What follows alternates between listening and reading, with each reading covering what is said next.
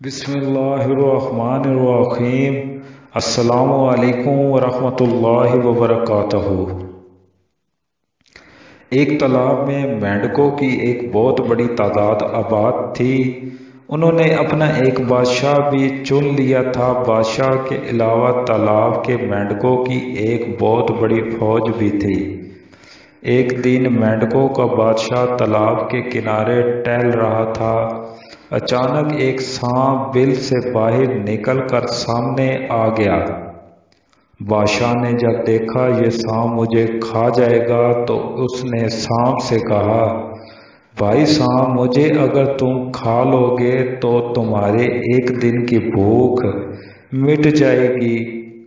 मैं अपने पूरे मुल्क का बादशाह हूँ और मेरे पास 100 मेंढकों की पूरी फौज है। मैं रोजाना तुम्हारे पास एक मेंढक भेज दिया करूँगा, तुम रोजाना उसे खा लिया करना।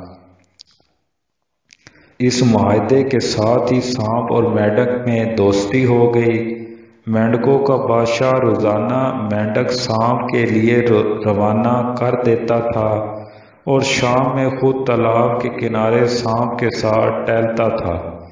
आखिरकार 100 मेंढक अंजाम को पहुंच गए। मेंढकों का बादशाह हस्बे मामूल शाम को सांप के साथ टहलने के लिए तालाब के किनारे आया तो सांप ने मेंढकों के बादशाह से कहा, भाई आज तुम्हारी फौज का सिपाही मेरे नाश्ते के लिए नहीं आया।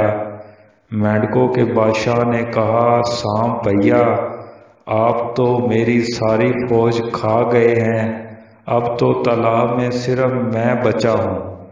सांप ने कहा, अच्छा तो फिर तुम ही मेरी भूख को मिटाओ। और फिर सांप मेंढक को खा गया।